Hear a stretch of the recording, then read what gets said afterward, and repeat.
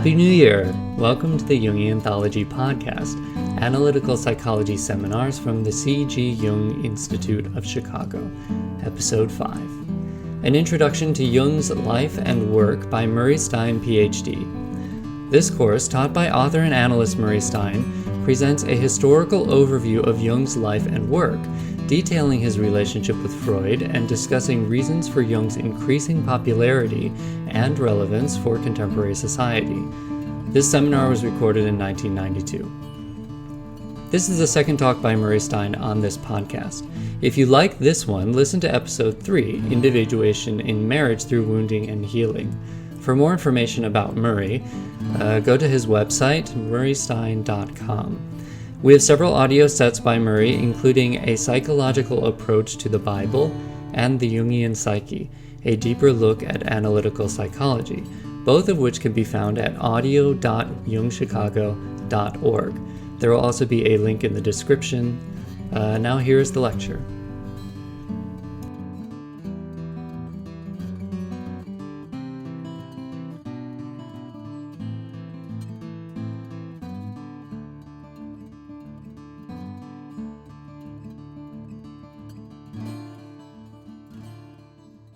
I wanted to introduce Jung to you by telling you how I was introduced to Jung and sort of presenting him the same way that I first came to him myself. My first introduction to Jung was reading Memories, Dreams, Reflections, this book. It's an autobiography written by Jung in his late life, or put together by Jung and his personal secretary, Aniela Jaffe, when he was in his mid-80s. He died at the age of 86. And so what you have here is a retrospective view from deep old age, which gives it a particular quality and feeling tone. And the Jung I want to present to you tonight does have a particular feeling tone to him. I want to get across the spirit of Jung, if I can, tonight, as much as some details about his life and work. So I thought I'd start by reading you a passage from this autobiography, the passage that opens it. And I think this gives you something of a feeling for Jung as he finally reached his full maturity. So he opens in a prologue by saying, "My life is a story of the self-realization of the unconscious. Everything in the unconscious seeks outward manifestation, and the personality too desires to evolve out of its unconscious conditions and to experience itself as a whole. I cannot employ the language of science to trace this process of growth in myself, for I cannot experience myself as a scientific problem. What we are to our inward vision, and what man appears to be sub specie eternitatis, can only be expressed by way of myth. Myth is more individual and expresses life more precisely than does science. Science works with concepts of averages which are far too general to do justice to the subjective variety of an individual life. Thus it is that I have now undertaken in my 83rd year to tell my personal myth. I can only make direct statements, only tell stories. Whether or not the stories are true is not the problem. The only question is whether what I tell is my fable, my truth. An autobiography is so difficult to write because we possess no standards, no objective foundation from which to judge ourselves. There are really no proper bases for comparison. I know that in many things I am not like others, but I do not know what I really am like. Man cannot compare himself with any other creature. He's not a monkey, not a cow, not a tree. I'm a man. But what is it to be that? Like every other being, I'm a splinter of the infinite deity, but I cannot contrast myself with any animal, any plant, or any stone. Only a mythical being has a range greater than man's. How then can a man form any definite opinion about himself? We are a psychic process which we cannot control, or only partly direct. Consequently, we cannot have any final judgment about ourselves or our lives. If we had, we would know everything, but at most that is only a pretense. At bottom, we never know how it has all come about. The story of a life begins somewhere. At some particular point we happen to remember, and even then it was already highly complex. We do not know how life is going to turn out. Therefore the story has no beginning, and the end can only be vaguely hinted at. The life of a man is a dubious experiment.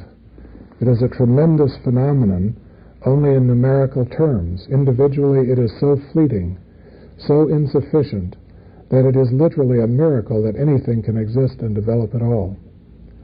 I was impressed by that fact long ago as a young medical student, and it seemed to me miraculous that I should not have been prematurely annihilated.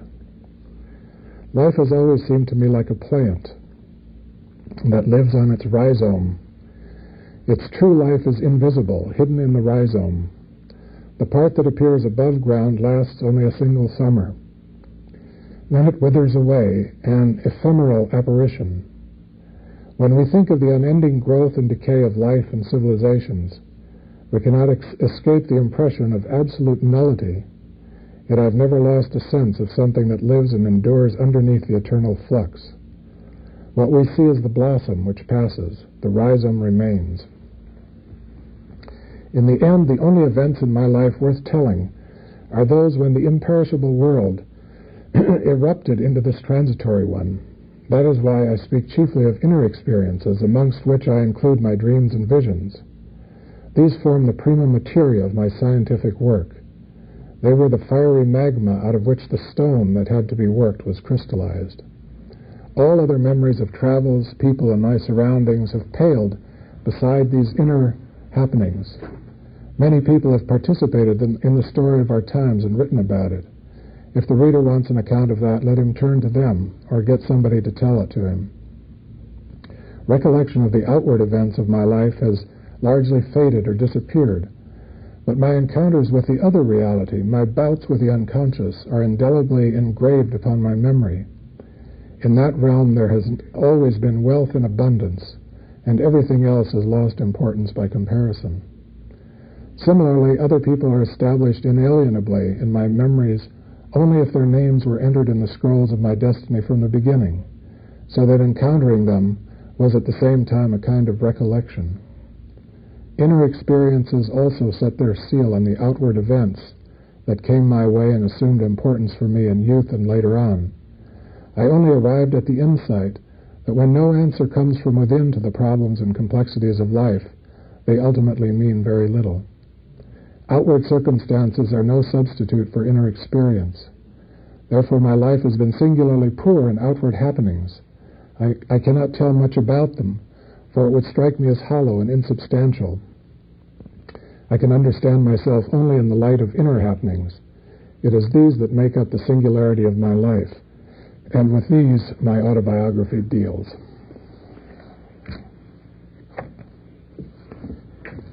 So that gives you a feeling of Jung as he thought about his life from the perspective of 83 years and looking back on all that time.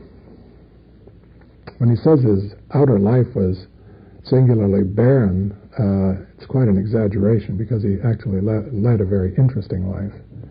He traveled widely. He knew a lot of famous and interesting people. He had lunch with Churchill, for example. He had a lunch with Einstein. He knew a wide variety of people, and he was a very popular man. When this autobiography was published, those who knew him well were astonished at the portrait that he painted. They said they had no idea that he felt so isolated and lonely in a way, because he certainly didn't give that appearance.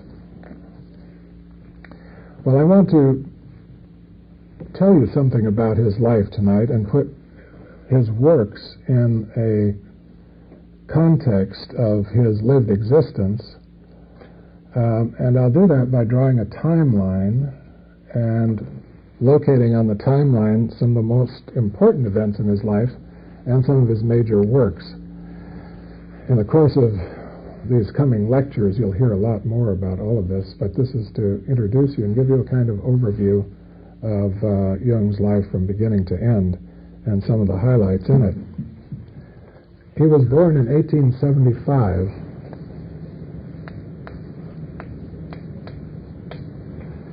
in a small Swiss village on the German border on the Rhine River called Laufen, near the Rhine Falls. If you've ever been to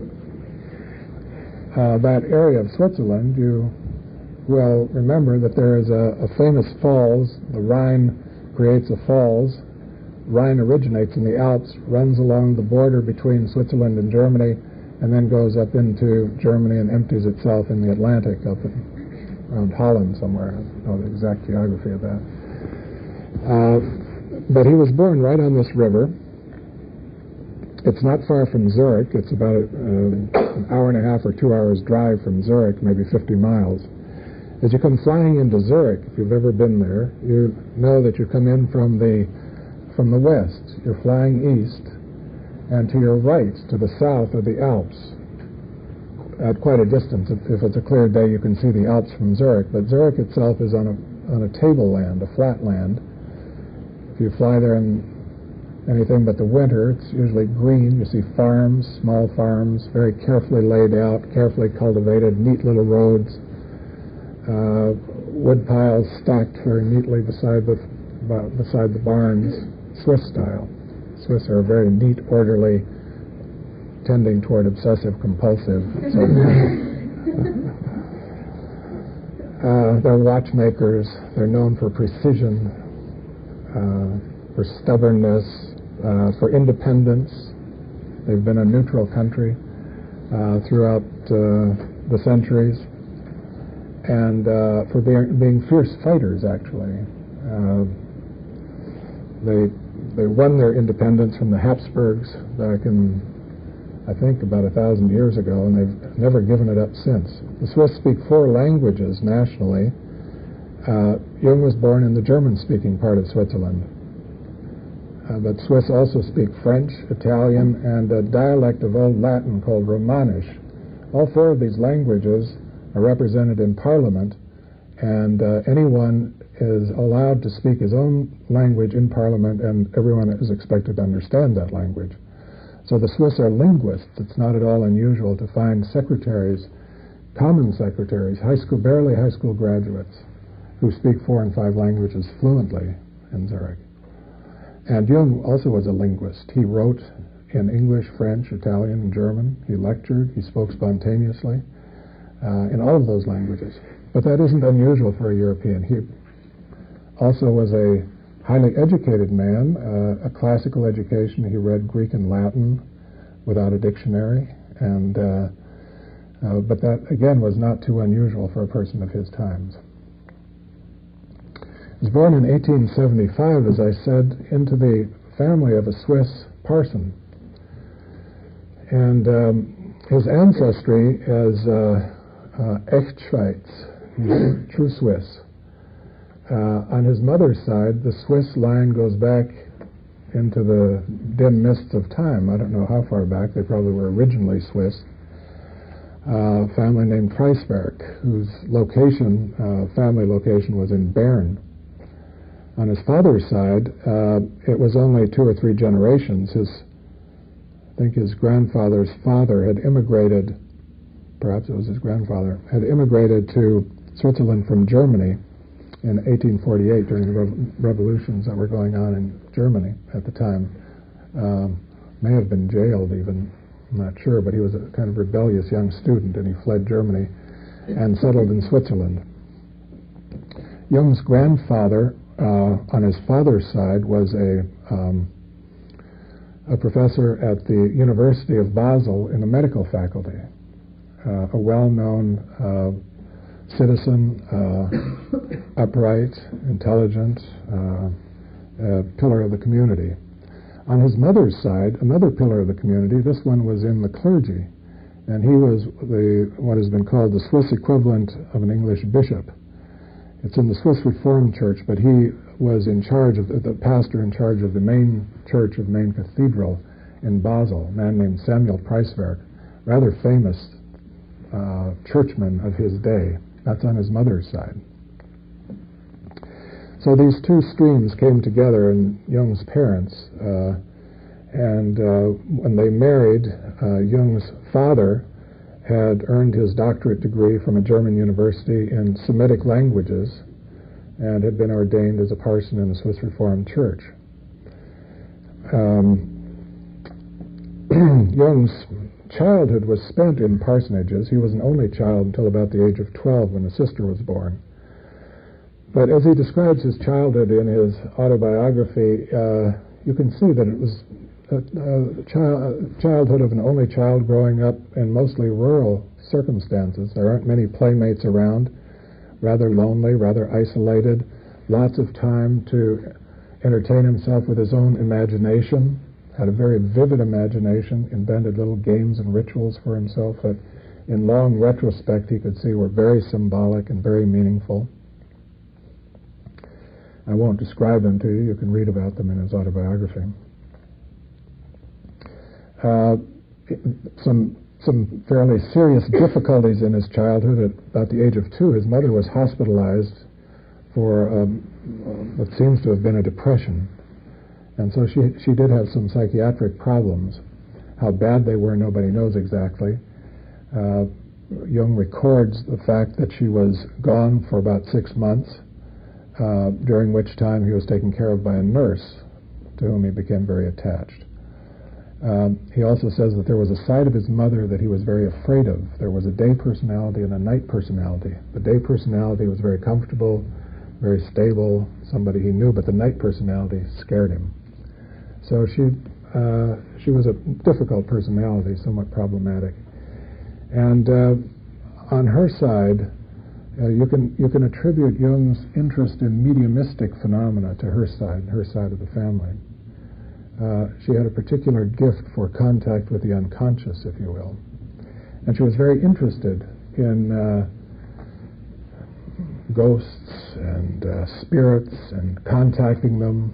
Wednesday afternoons, Jung says elsewhere, not in this autobiography, but he reports elsewhere, on Wednesday afternoons they typically pull the shades and have a seance in their living room. His mother would be present, his sister later, this was in his adolescence, and he had a mediumistically, psychically gifted cousin named Helly Preisberg who could come and make the tables rise up and speak in strange voices. And this was their Wednesday afternoon entertainment. Jung all his life was interested in these kind of psychic phenomena and spiritualistic or spiritistic phenomena. He never could quite decide whether those spirits really exist outside the psyche or whether they are representations of the complexes and of the unconscious. He was always a bit ambivalent about that. So he was not a psychological reductionist when it came to ghosts and spirits all the time, anyway.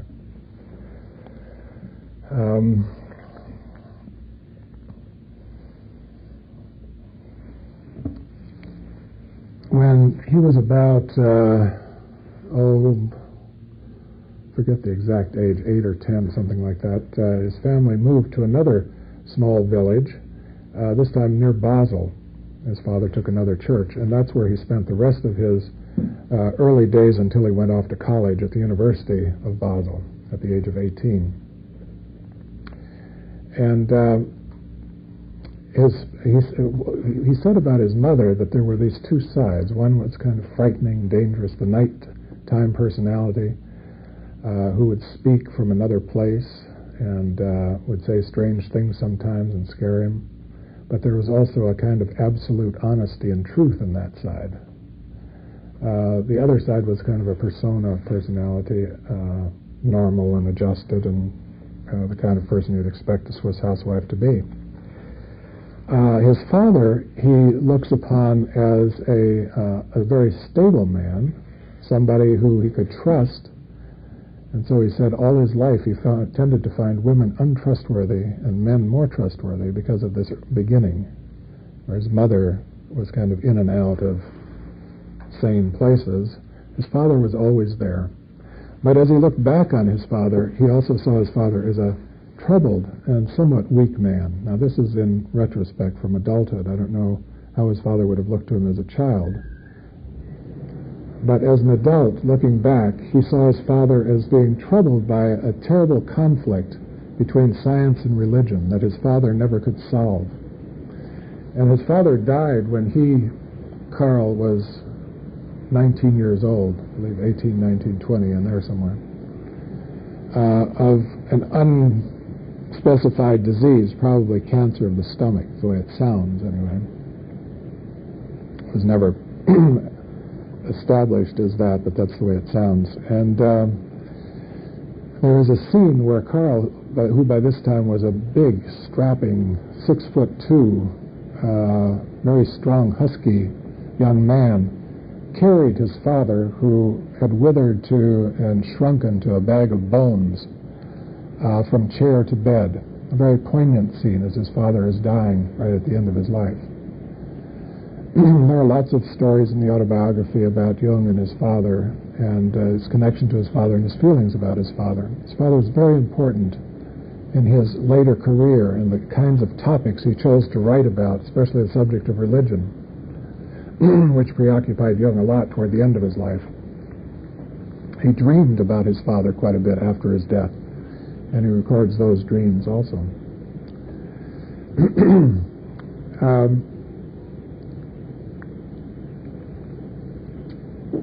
So he had a slightly unusual childhood, rather alone, rather isolated, probably too much emphasis on fantasy, probably a disturbed mother. And this laid the groundwork for what would later be his gift and his curse, a particularly intense connection to the unconscious, to his inner life, that he was very, very strongly connected to, not as disturbed as his mother, although he did have a period that I'll tell you about when he thought he might be going crazy. His inner turmoil was so strong. But at about the age of 19 or 20 was when he went to the university in Basel, and he had to decide on a course of study. He decided to pursue medicine because it was a practical solution to his problem of earning a living. He didn't come from a wealthy family, and so he had to think about how to earn a living. His real interest, he says, was archaeology. Archaeologists aren't paid very much, and you had to be independently wealthy in Europe at the time to seek out an academic career, usually. Professors had to more or less pay their own way until they became very established in the universities, and there wasn't very much pay or any pay until they got there, and even then it wasn't a well-paying job. So he had a sort of practical bent, and he chose medicine instead, and it was in his family line. His father's father had been a medical professor at the university. Somewhere in his background he felt he might be a descendant of Goethe's on his father's side also. And there's that myth, and he writes about that occasionally. And whether that was true or not, it did give him a particular connection to culture and literature, and Goethe is the deity of German culture. At least he was in Jung's time. And so Jung's wide-ranging interests in philosophy and religion and art and mythology and science and alchemy, all of this is more or less a mirror reflection of Goethe's interests, wide-ranging interests in a lot of those same subjects. And so as a young man studying medicine at the university, Jung also studied philosophy, studied religion. He wasn't a narrow specialist ever, and had a strong and vivid interest in archaeology and anthropology, those subjects, ancient history, later in his life he would visit places and peoples that would feed that interest further, and he could look for himself into some of these areas when he could afford to do that. But being fixed on the practical solution of medicine, he did finish his degree in medicine at the University of Basel in 1900. So we have a timeline here that reaches to 1900 at this point when he graduates from the University of Basel. This is his youth period. And in 1900, he decides to specialize in psychiatry, which was a great surprise to him. He tells in the autobiography how he came upon that by studying for his final exams. He didn't think very much of the psychiatry rotation in his practicum visits and so on at the hospitals. Didn't think much of psychiatry or psychiatrists, and didn't have much respect for their science. And he shared that prejudice with the rest of the medical students. But when he read a textbook in preparation for his final exams, there was a particular section of this textbook that struck him, and he says it was like he almost lost his breath. He had to stand up and walk around because suddenly he realized that in psychiatry a number of his interests would come together or could come together. An interest in science on the one hand and biology, but also the mental side of human life, which had interested him since childhood, studies in philosophy and religion, and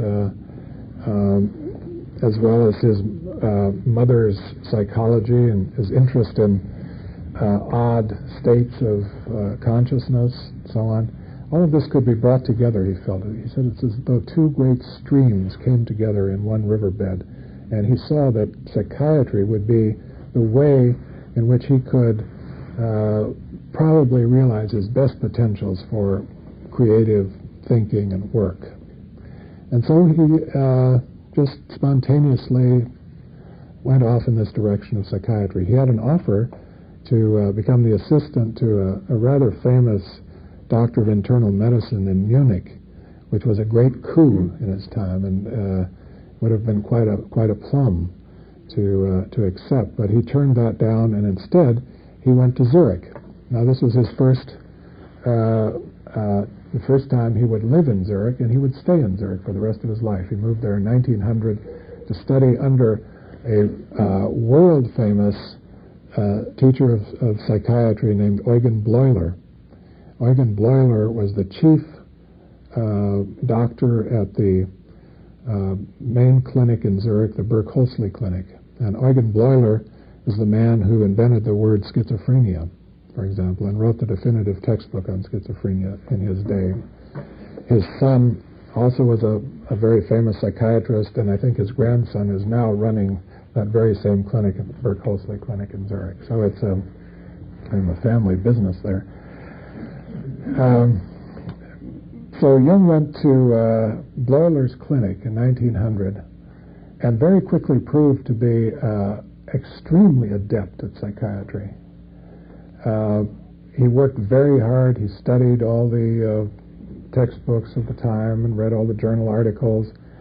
But beyond that, he was a very creative researcher and thinker. And so he established himself very early on in Bleuler's circle as a leader. And what he did was he made his first main contribution to psychological theory in this early period between 1900 and 1905 through his work with the word association experiment. And this is a group of about 100 words that are read by a tester to a testee, and then the tester records the first reactions that are given and measures the time interval it takes to respond, and so on and so forth. And out of these studies, Jung came up with the idea that there are unconscious complexes at work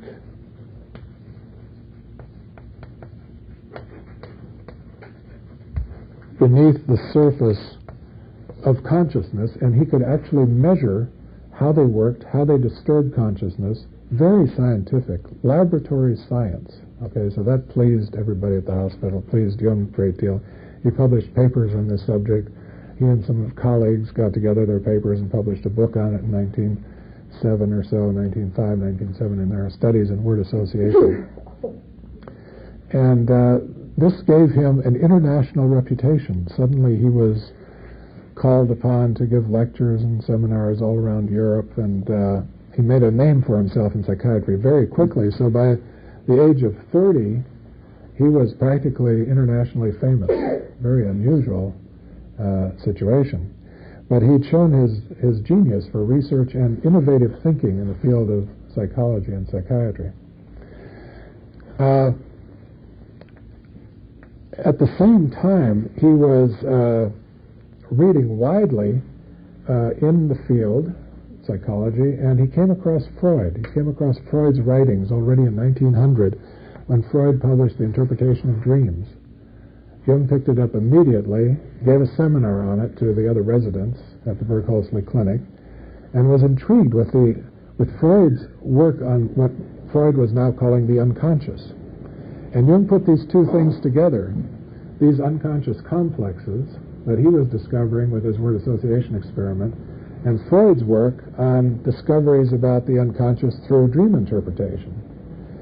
And picked up especially on Freud's notion of repression, that the reason there are these complexes, that the unconscious exists, that there are pieces of us that we don't know about that are active and disturb us, is that there is this mechanism of repression.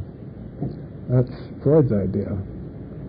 And so Jung picked up on that, and he put theory of complexes together with the notion of repression. He wrote a paper on that, and tried to use it in a book that he wrote on schizophrenia, and gave Freud great credit for understanding the unconscious, put together his theory of complexes with that, and wrote a book on schizophrenia, published it in 1907, 1908, and sent a copy to Freud in Vienna. Now, Freud's living in Vienna, which is about 8 hours trip by train from Zurich to the west, to the east of Zurich. And this is the first time that Freud hears about Jung. And Freud writes right back to him, thanks him for the book, says how interesting this is. They must be working on the same lines. Jung is working experimentally, scientifically. Freud is working clinically, uncovering these things in his patients, in his practice. And Freud is thrilled to have this confirmation from a hard-nosed scientist over there in Zurich. So Freud invites Jung to come to visit him in Vienna sometime. Jung gets on the train and goes there. 1908. I think it's November. And he gets there, gets off the train, goes to Berggasse, goes into Freud's apartment, and they don't separate for 15 hours. Non-stop talk. Jung has never been so excited in all his life. He says this is the first genius he's ever met. Freud impressed him tremendously. And Jung impressed Freud. Freud sort of fell in love with Jung, because Freud saw in Jung another genius.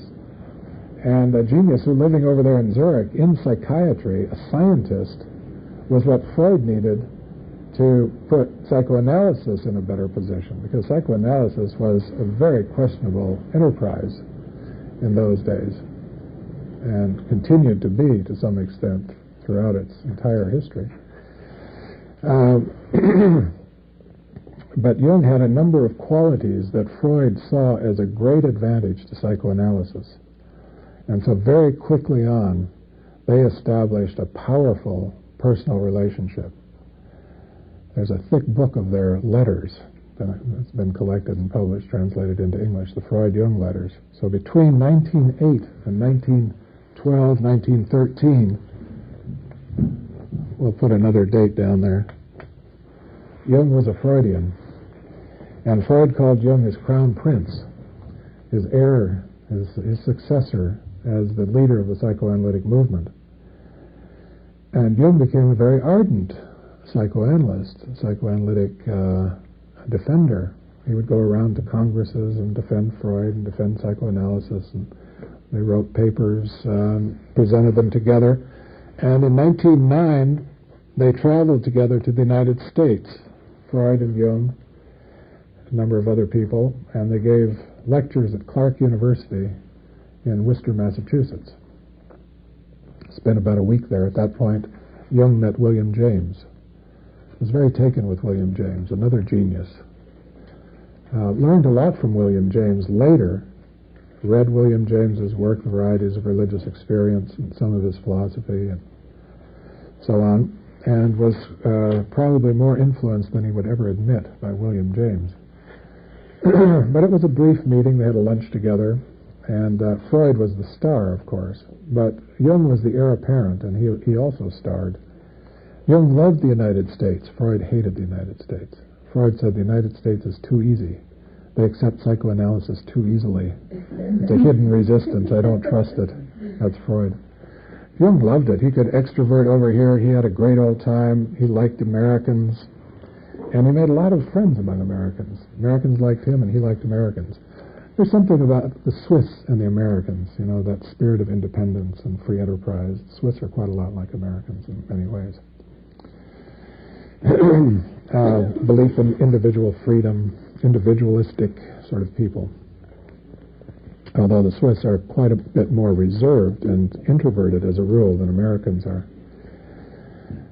But they're just as interested in money as Americans are. The Swiss are known for their interest in money, the banks and all that. I should go back a little bit and say that in 1902, 1903 in there, Jung got married. And he married a woman who was born not very far from where he was born, in Schaffhausen. Her name was Emma Rauschenbusch. And she was the heir of a Swiss fortune, which is why Jung could write so many books. And very quickly they built a big house on the lake in Zurich with her money, and Jung lived in that house for the rest of his life. And his son still lives there today. So that's where Jung's privilege came from, and his wealth. While he worked all his life, and he worked very hard, seeing patients and writing and lecturing and so on, the edge of the financial crisis had been taken off after his marriage. So as long as he stayed married, at least, married to Emma, he was okay. But all things considered, they had an interesting marriage, a long marriage. She died in 1955, I think, and he had quite a wonderful dream about her after she died. They had 5 children. None of them went into psychology. None of Freud's children went. Well, one of famous daughter of Freud's went into psychology, but his sons didn't. And Jung's son became an architect, actually. He did have a daughter who became an astrologer, a psychological astrologer, and I'm not sure what the other children did. I think there was 1 son and 4 daughters.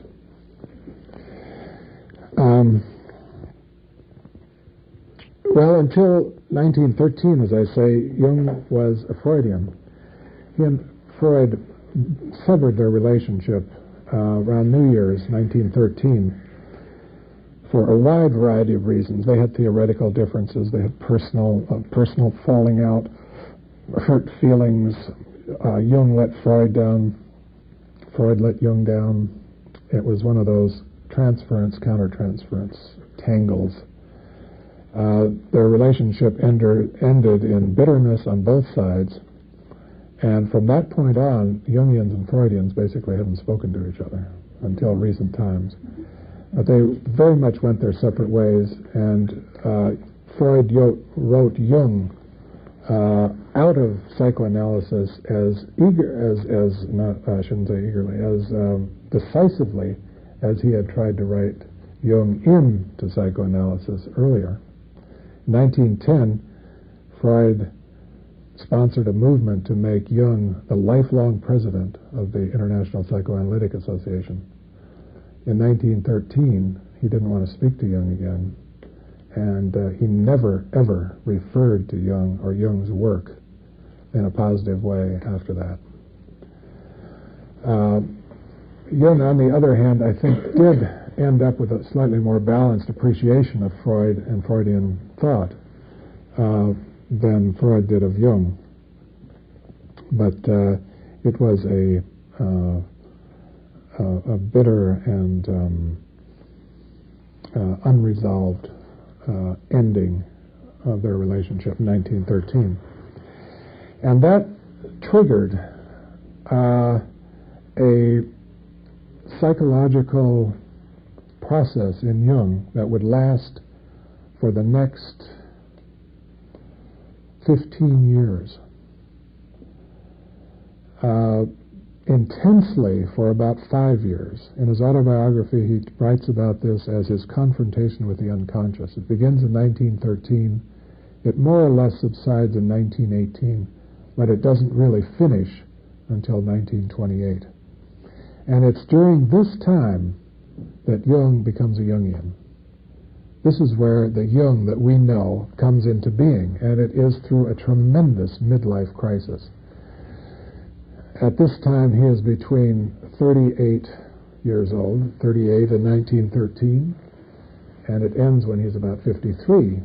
But the intensity of it is from the age of 38 until about the age of 42. Classic midlife time.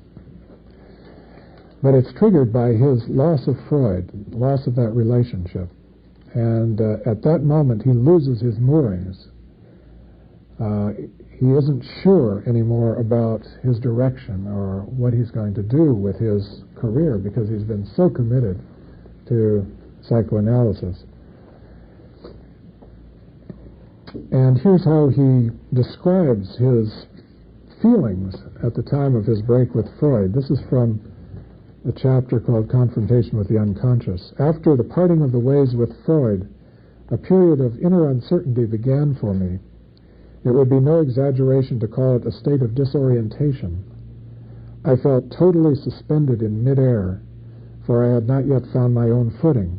Above all, I felt it necessary to develop a new attitude toward my patients. I resolved for the present not to bring any theoretical premises to bear upon them, but to wait and see what they would tell me of their own accord. My aim became to leave things to chance.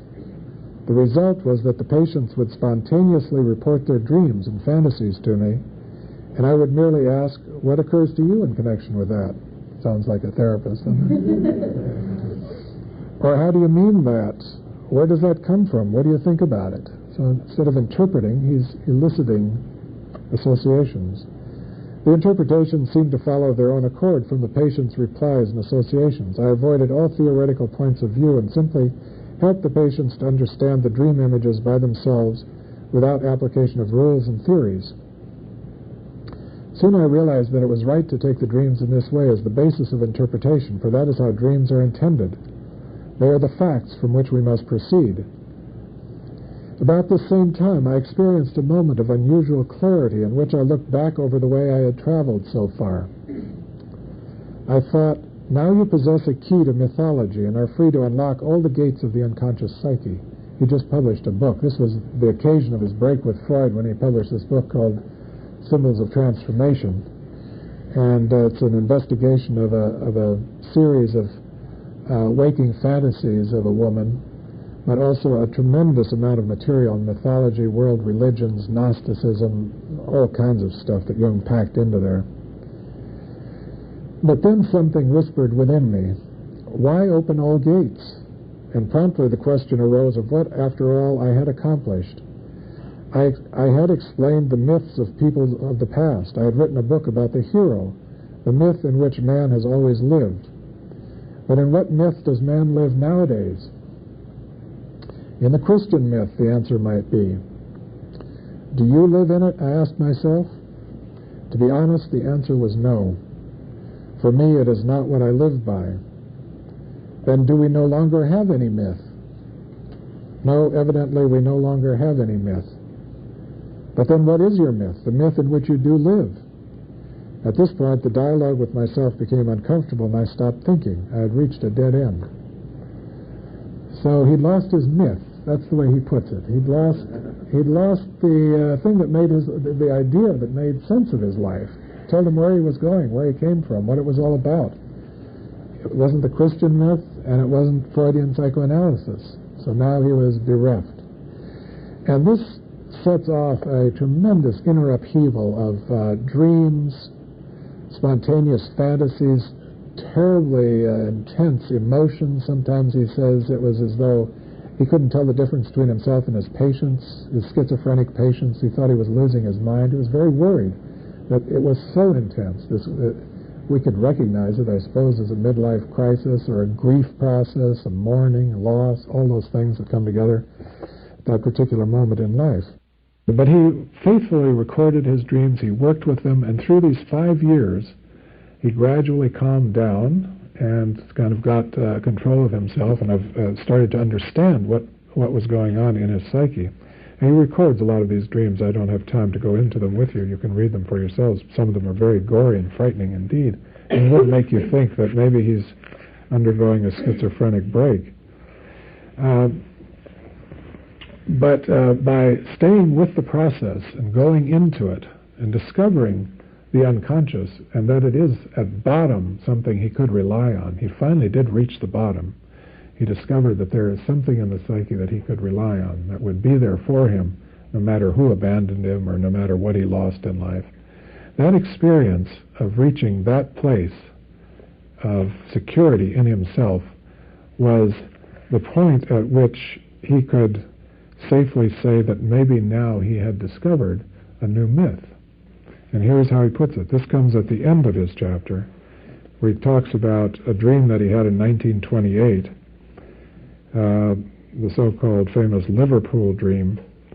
And he says, "This dream brought with it a sense of finality. I saw that here the goal had been revealed. One could not go beyond the center." He discovered the center of himself. He'd later call that the self. One could not go beyond the center. The center is the goal, and everything is directed toward that center. Through this dream, I understood that the self is the principle and archetype of orientation and meaning. Therein lies its healing function. For me, this insight signified an approach to the center and therefore to the goal. Out of it emerged a first inkling of my personal myth. So this was the birth of Jung's personal myth. He theorized about it for the rest of his life. He called it the self. This central organizing principle at the bottom of the psyche that you get to usually in crisis, that you can see sometimes in images and dreams. It symbolizes itself in various ways. You can see it in religion, mythology. And for the rest of his life, Jung would ponder, what is this thing, this self? And how to evoke it in his patients, because he found it was such a healing experience for himself when he could finally get to it. So in his therapy would change. He would help his patients into their unconscious material, deepen their experience of the psyche in the confidence that if you go far enough, you'll eventually discover this center, this organizing principle, this foundation of your existence. And Jung would sometimes say there is really no difference between the experience of the self and the experience of God. It's the God within. So this became the source of his new mythology and his new orientation. Now that's the Jung that we know. That's the Jungian Jung. This was made in the cauldron of that tumultuous midlife crisis between 1913 and 1928, when it was finally concluded. Now,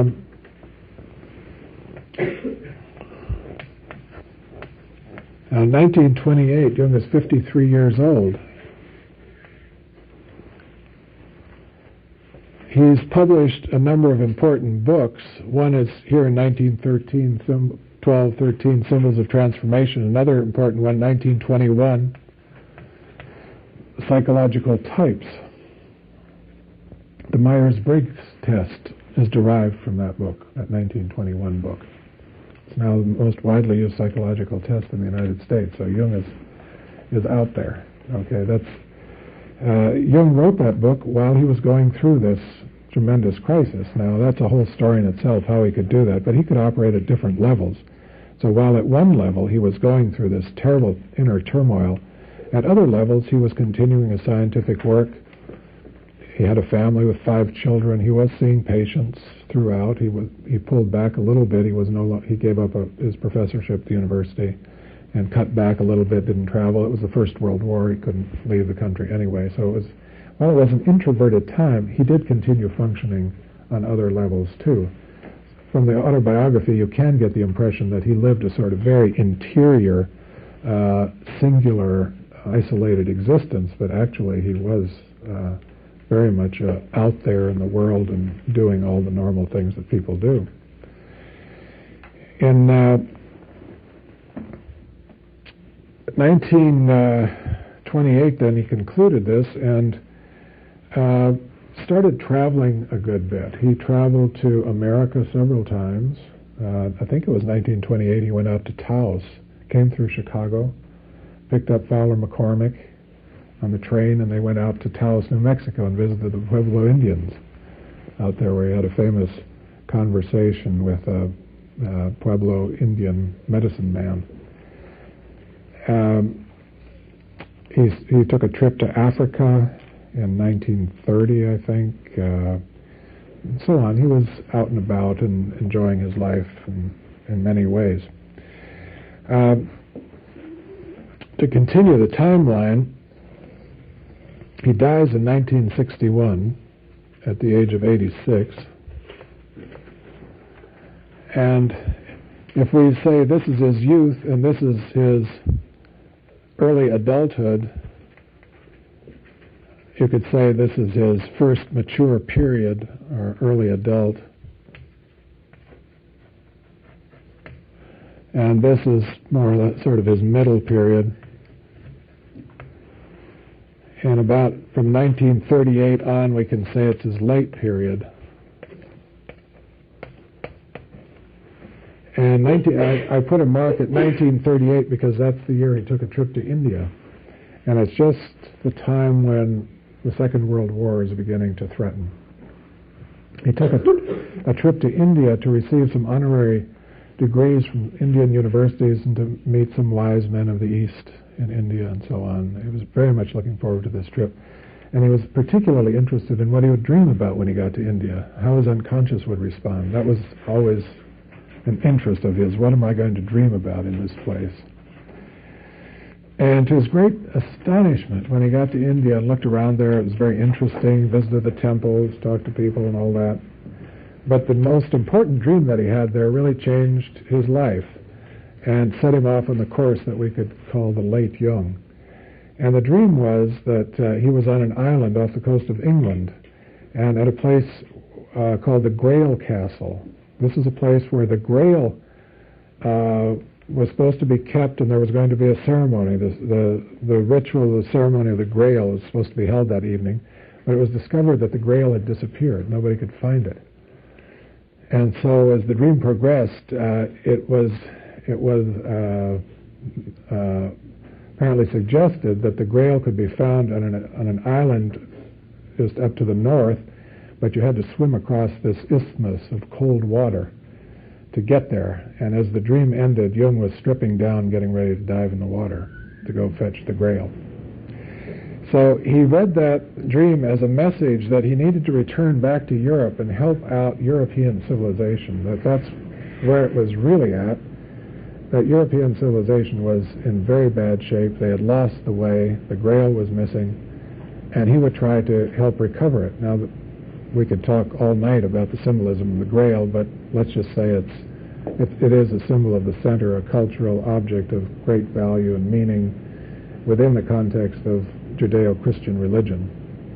And that of all the dark times in the last 2,000 years, as far as that tradition goes, probably 1938 to 1945 were the darkest.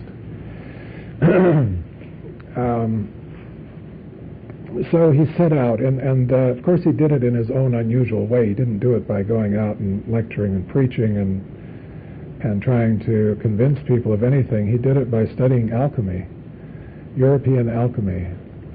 And so, and the Western religious and cultural tradition, starting with the Bible. And so in the books that he would write from 1938 to the end of his life, this was his central preoccupation. His own religious tradition, Christianity, what had happened, how it had come to where it was today, what was wrong with it, where it needed to go. So he wrote many, many essays and books on this subject, and you can take courses around here on any one of them. From time to time they're offered. But this was the period of his great works on alchemy and on culture. He became a therapist to culture. He was no longer seeing patients very much. Occasionally he'd see somebody, talk to them about their big dreams or something, but he wasn't seeing patients the way a therapist does, day in, day out, week in, week out, year in, year out. He was retired in that sense from that kind of a practice.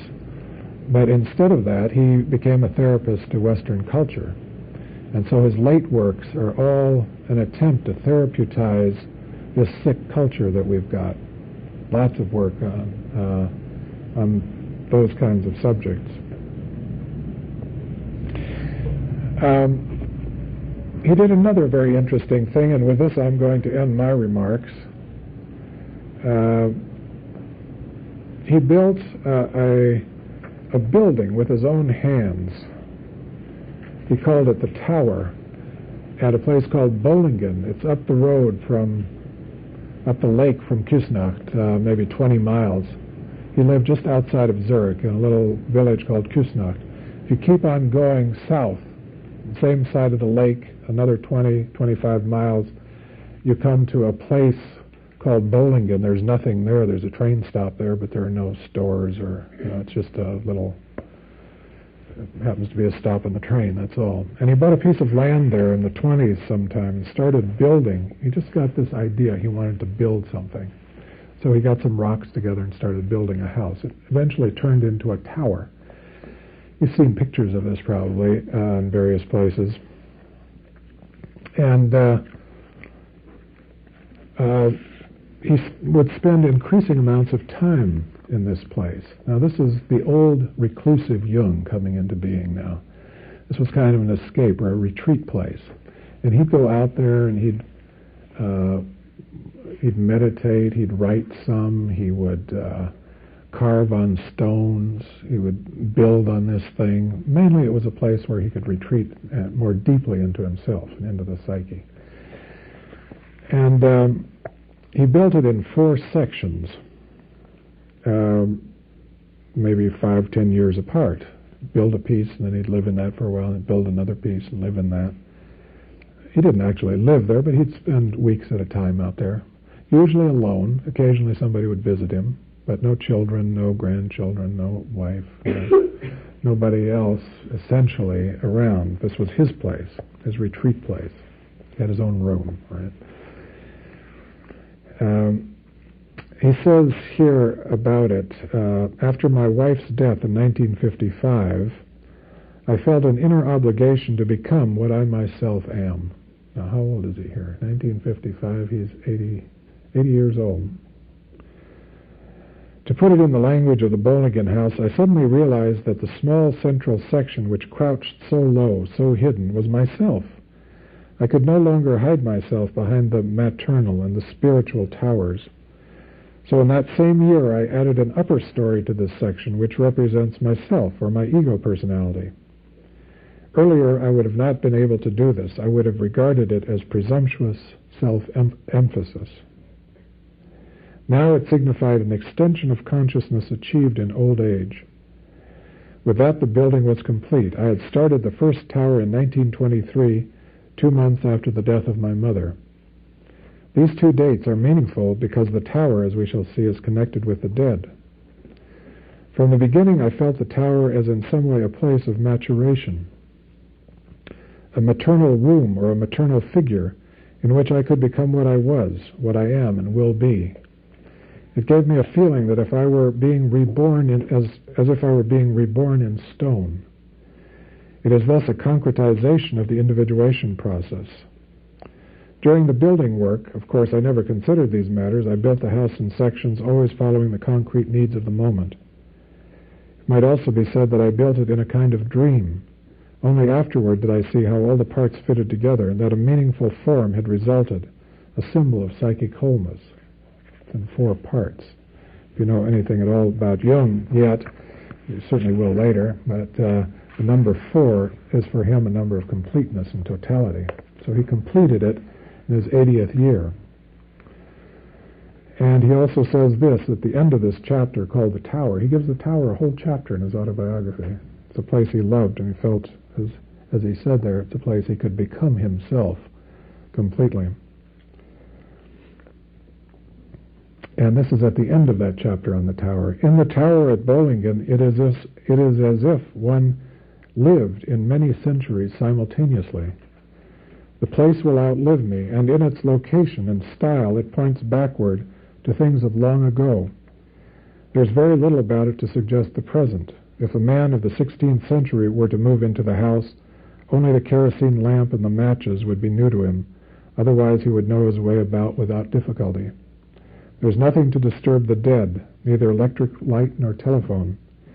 Moreover, my ancestors' souls are sustained by the atmosphere of the house, since I answer for them the questions that their lives once left behind. I carve out rough answers as best I can. I have even drawn them on the walls. It is as if a silent, greater family, stretching down the centuries, were peopling the house. There I live in my second personality and see life in the round as something forever coming into being and passing on. So that is Jung, the magician and deep thinker. Maybe we could just spend 5 or 10 minutes, if you'd like, to entertain some questions and discussion. Yeah. What you were talking about the concept of God, he said he knew God, he didn't believe in him. Yeah, that's the line. Yeah, but you know one thing you said, that question is, you say he was very analytical and scientific, and yet the way he speaks of himself is very in terms of religious thought than a scientific when he answers that question, I can't, I don't believe, I know. Well, that's because he put himself with God, doesn't he? Therefore he knew of himself. Yeah, right. He had an experience. In other words, it's experience-based. Mm-hmm. So it's different from faith or belief. Well, knowledge is verifiable. Yeah. Belief is not. It's experience-based, and that's what he means. In his own personal experience he had, there was what he felt to be evidence of something beyond his finite existence. But he doesn't strike me as being very scientific in a lot of things. More of an intuitive thing. Well, it depends on the kind of science you're talking about. Now, he's not, to me, he doesn't sound like a theologian at all. No. Or a mystic. But he strikes me more as a clinician than that person who's in sort of like a laboratory. But he wants to formulate hypotheses, he wants facts, he wants evidence. Now, he's not a laboratory scientist, but when he tries to establish proof for the existence of the archetypes, for example, he doesn't only on the basis of his own intuitions, he goes out looking for evidence. But isn't that true? I remember years ago in psychology, they spent the first half the semester trying to prove they were signs. Wasn't it? I just sort of comes back to me now. Don't psychologists always spend part of their time trying to prove they are signs as opposed to... Well, they want to assure people that they're searching for knowledge rather than erecting belief systems out of their own fantasy. Jung is somewhere in between. He says every psychology is the personal confession of the psychologist. There's always a personal element in it. There's always a personal bias in it. So he would never claim that his own brand of psychology was rid of personal bias.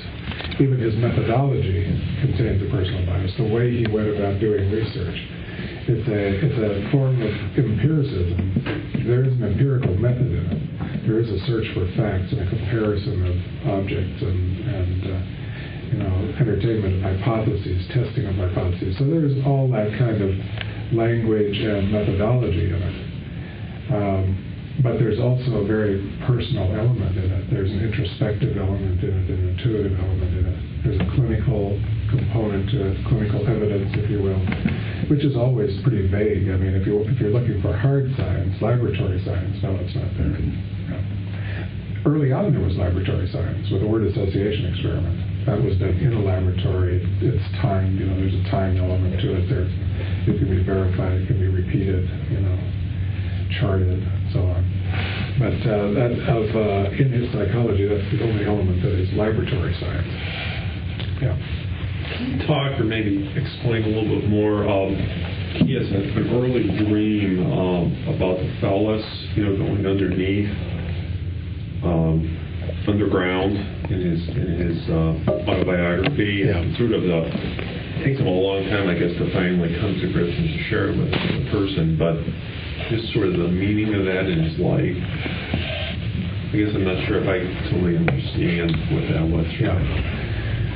Well, he worked with that image for a long time. He's a young boy at that point, maybe 10 years old, 8, 10, something like that, and he goes in an underground chamber, and he sees this gigantic phallus-like thing, maybe 8 feet tall, and a light is radiating from its top, And his mother calls out at a certain moment, that is the man killer, I think.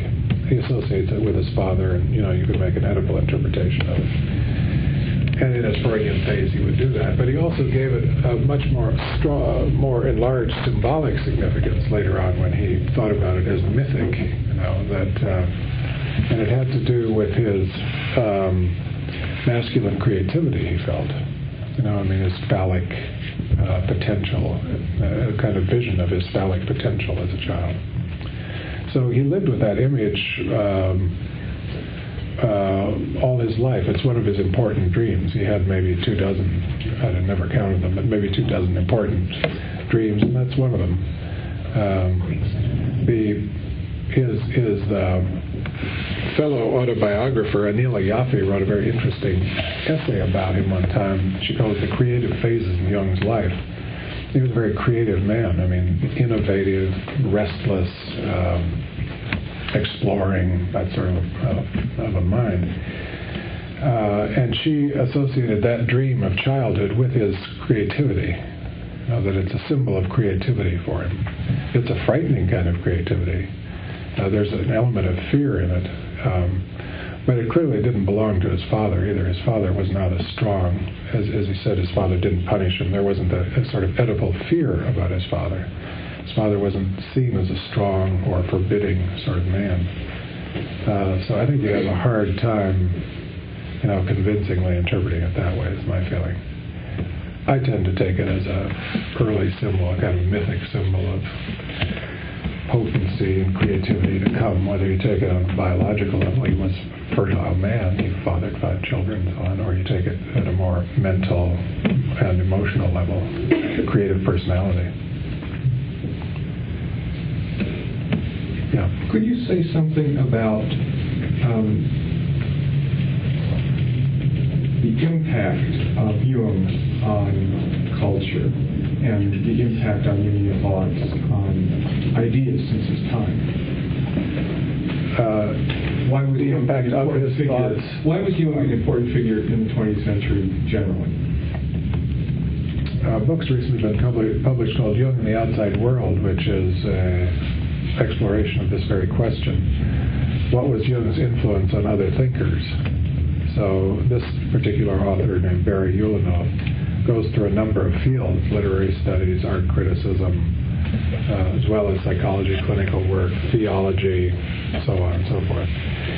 And, lists hundreds and hundreds of figures who read him and were influenced by him.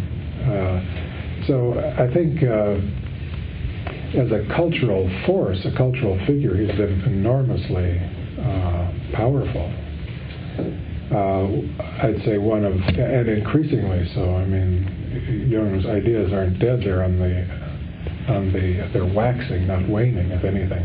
More and more applications to new fields, more people getting interested in Jungian ideas. So I think the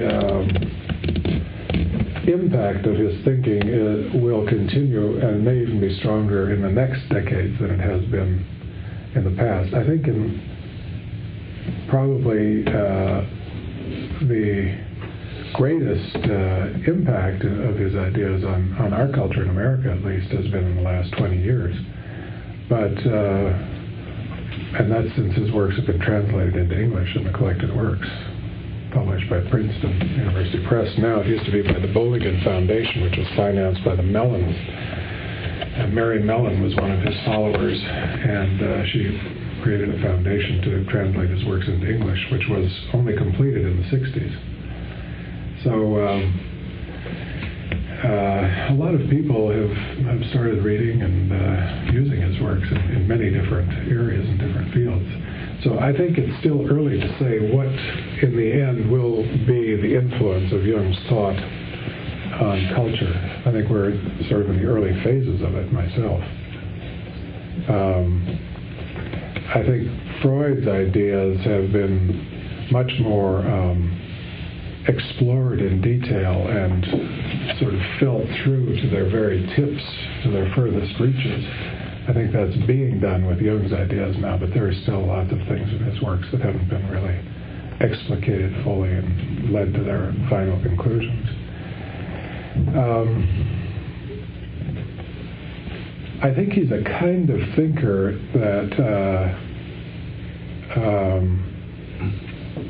excites people in many fields, including the hard sciences like physics. You know, he wrote a book with Wolfgang Pauli together. They co-authored a book in the early 50s. Jung wrote an essay on synchronicity, and Pauli wrote an essay on the archetypal influence, the influence of archetypal thought on Kepler's ideas.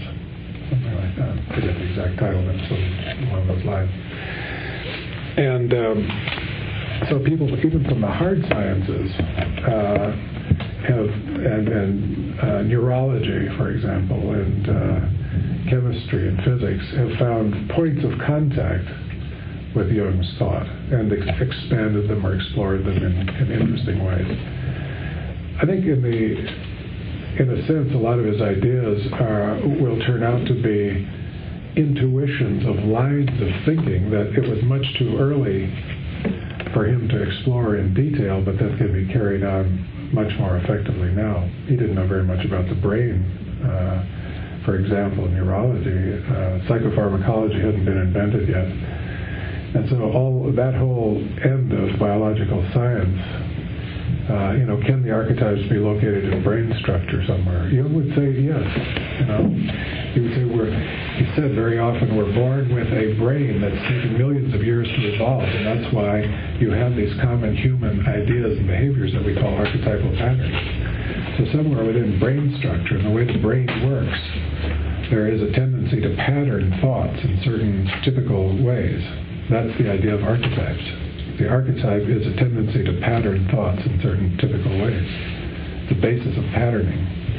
Well, as soon as you can uncover how the brain patterns thinking or perception, you've located a physiological basis for the archetypes. That's all the archetypes are, in a sense. They're latent structures of organization, organizing information, organizing perceptions. Giving a form to what you're bombarded with, in the way of whether they're thoughts or perceptions coming into your sensorium and you're having to do something with them. They get organized in a certain way. Yeah. I thought he alluded to something that had to do with good and evil. I may have been mistaken, but... Yeah. And perhaps the idea of the need for redemption of some kind. Would that come from his analysis of his patients' dreams, or from his religious upbringing, or all of that? Yeah. What would his relationship be to modern day existentialists? Maybe that's a little too much. He was more of a scientist than an existentialist. This is where his science goes. Existentialism is a movement of culture and philosophy and thinkers. But Jung would say, what are the facts? If you say that existence is so and so, how do you back that up with facts, with data? And so if you talk about evil, he'd want to say, well, on the subject of evil, let's investigate it. Let's see what if human beings always thought about evil? For instance, let's start there. Are there certain characteristic ways that human beings have always thought, imagined evil? And what is the judgment that something is evil? Where does that come from in the psyche? Do people always consider the same things to be evil? That would be a method for approaching the subject, you see. I mean, he wouldn't start out by saying that evil exists somewhere, there's an evil being that creates evil. But he would start out by saying, what if human beings thought about evil? Let's look at that. Compare their mythologies, their religions, their fairy tales, their stories, and see if you can find some points of commonality. And then if you look clinically, what is the individual's experience of evil? In oneself, the shadow. He talks about the shadow aspect of the psyche. Or in other people, in history, in dreams, So you get a whole bunch of material out there on the table having to do with the subject of good and evil before you start reaching conclusions about it.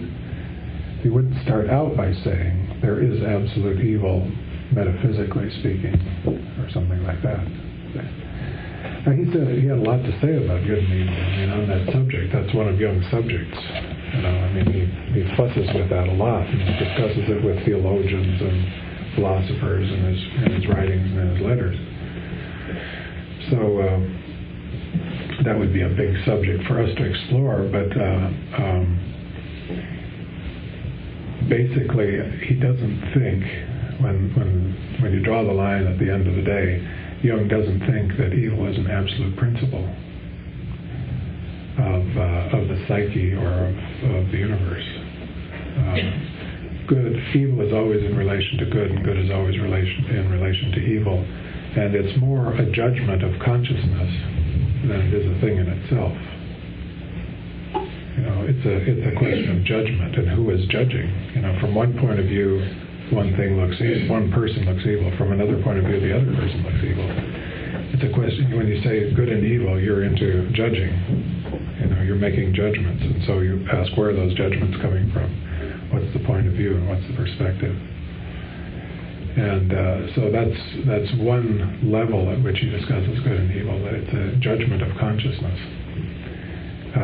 But he's different from Freud. Freud had two principles, the Eros principle and the Thanatos principle, or love and aggression, love and death, if you will. And Jung didn't follow that line of thought.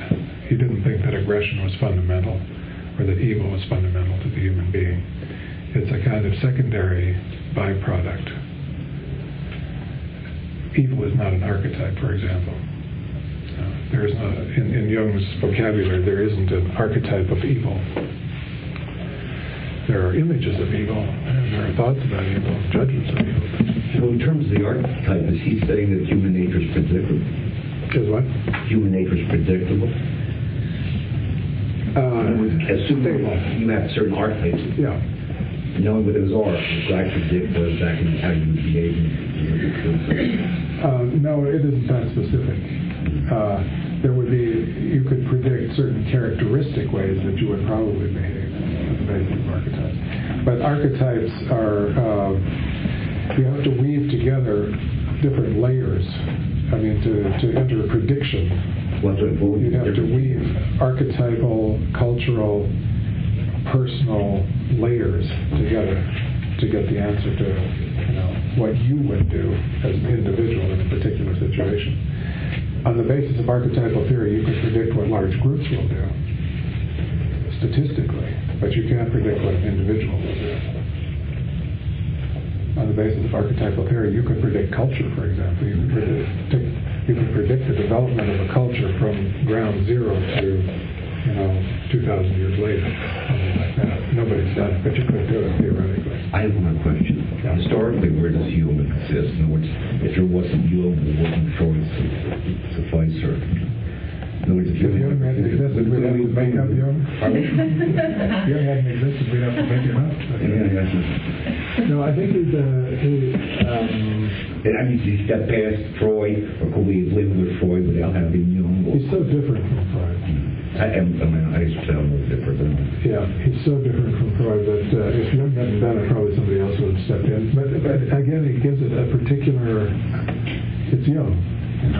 Nobody else could have done it quite like that. Nobody else could have done Freud. If Freud hadn't existed, would somebody else have come up with Freudian-like ideas? Yeah. Yeah. there's Nietzsche, it's sort of like Freud. But Jung is less pathologizing than Freud, although he was a psychiatrist. Freud was not a psychiatrist. Jung worked with really sick people.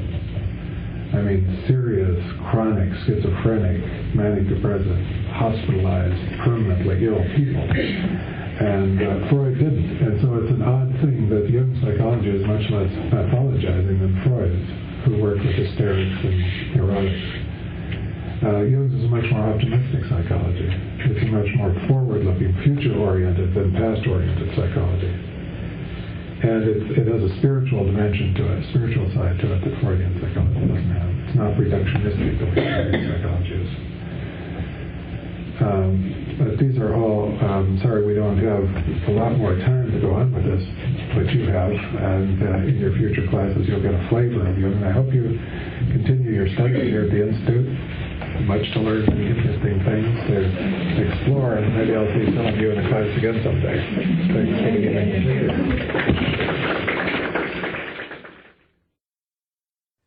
Commentary today is by Peter DeMuth, PsyD, Jungian analyst in private practice in Evanston, Illinois. More information about Dr. DeMuth can be found at demuthpsychologicalservices.com. Hello, this is Dr. Peter DeMuth, an analyst at the Chicago Society for Jungian Analysts, and I just listened to Murray Stein's introductory lecture on Jung. And listening to Murray, I noticed that he really borrows heavily on Jung's biography, Memories, Dreams, and Reflections, and he even states right at the beginning that that's how he got introduced to Jung many years ago, and that's how many of us get introduced to Jung, by reading Memories, Dreams, and Reflections. So after you listen to this lecture, if you haven't read that book, that would probably be the next place for you to go if you want to get more information. And then after that, Deidre Baer's wonderful biography called Jung, that would be the next place I would suggest you go. The lecture itself really follows pretty much the biography. You know, it starts out at his, I think Jung was born in 1875 in a town probably 30-some miles outside of Zurich, and he lived along on a river, and his father was a parson. And it talks about his life, his early life, struggles with his mother's two personalities. She was removed from him at one point, I think, for 2 weeks, and the effect that had on him. And then it goes through his life at the university, and he touches on the fact that he had to decide to be a physician because that was a practical kind of decision for him. And then he talks a lot about Freud and Jung when Jung visits Freud in Vienna. And, you know, talks about his early association experiments. So it really does follow the Memories, Dreams, and Reflections very much. So this is the kind of lecture to listen to if you want to get a good, early, just well-rounded version of who Jung is. And then you can kind of go on from there and read more in depth. But found the lecture to be good. It was a nice review for me. I hadn't read Memories, Dreams, and Reflections in a while, and have forgotten some of those details. But it was enjoyable to listen to. So that's all I have to say. Thank you.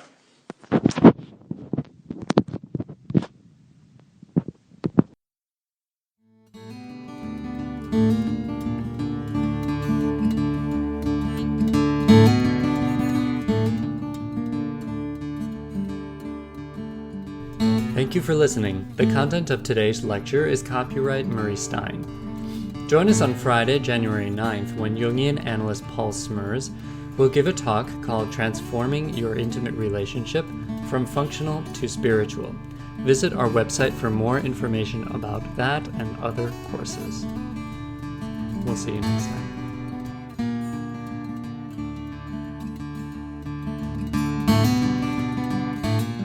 This podcast is distributed under a Creative Commons Attribution, Non-Commercial, No Derivatives license. Share it all you like as long as you maintain the attribution to the speaker, but please do not change it or sell it. If you like this episode, tell your friends about us or leave us a review on iTunes. For more information about classes, training programs, videos, audio, this podcast, or to find a Jungian analyst near you, visit our website, www.jungchicago.org.